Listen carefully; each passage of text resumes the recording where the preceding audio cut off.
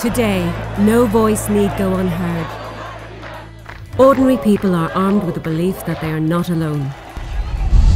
Through the power of Facebook, Twitter, and even WikiLeaks, thousands of voices have joined together to bring countries to their knees. Is this force a new phenomenon? 50 years ago, Amnesty International launched one of the first ever social networks of activists in the world.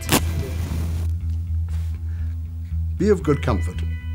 We have today lit such a candle as shall never be put out. Since 1961, people across the globe have joined forces and demanded action on over 44,000 cases.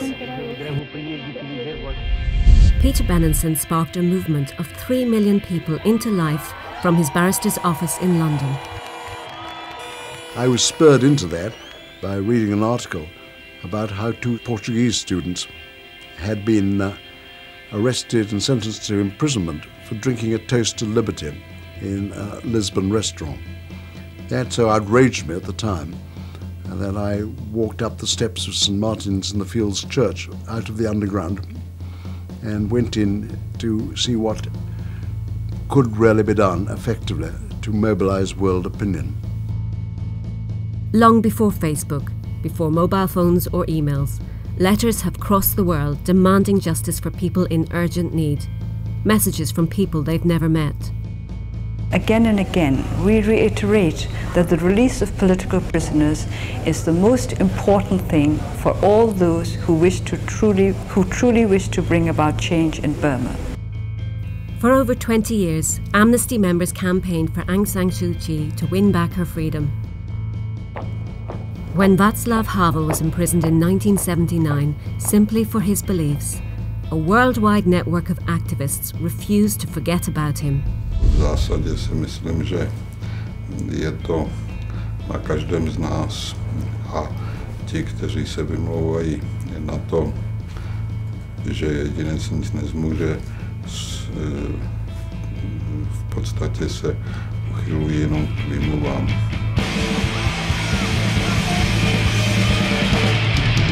When he left jail, Václav Havel eventually became president of a new Czech Republic. When thousands across Eastern Europe tore down the barriers that held them apart, grandmothers, students, and businessmen around the globe united together in support. Their faxes helped break down brick walls and knew no borders. Today, in many countries, people still risk their lives to gather and speak out against regimes that rule them at gunpoint.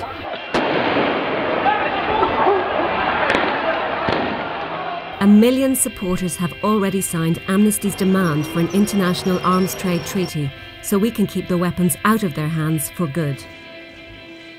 Fear comes in many forms. Today, millions living in poverty know that losing your freedom can mean living without a voice, without food, and in constant fear. Mothers in Sierra Leone are standing up for their right to live without fear of death during childbirth, after joining a campaign to make free healthcare a reality. No more violence against women! A worldwide campaign made sure the Mexican government could no longer ignore women and children being murdered in their hundreds in Ciudad Juárez. Su miedo, tenemos temor, pero luchamos por eso. In the next 12 months, Amnesty members will join the fight for women and girls' rights in Nicaragua in support of rape victims who are currently forbidden from seeking abortion. Elsewhere in Latin America, Amnesty's work will never be forgotten by victims of torture and repression by regimes now long dead. In 1975, Amnesty helped convince the UN to act. May I take it that the Assembly wishes to adopt the Convention against torture and other cruel, inhuman or degrading treatment or punishment? It is so decided. 2 years later, worldwide recognition came with the award of the Nobel Peace Prize. Not everyone was so impressed. Scathing criticisms of Amnesty activists were hurled everywhere, from the US to Soviet Russia. Undaunted, over 1 million people signed petitions to the UN to free all prisoners of conscience.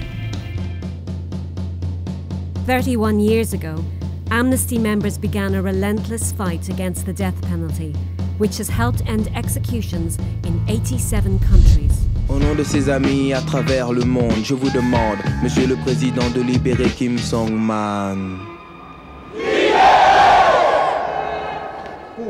계속 그렇게만 지내야 되는 사람한테 밖에서 편지를 보내가지고 그분들이 이제 주로 하시는 말씀들이 이런 내용이에요. Keep your spirit up.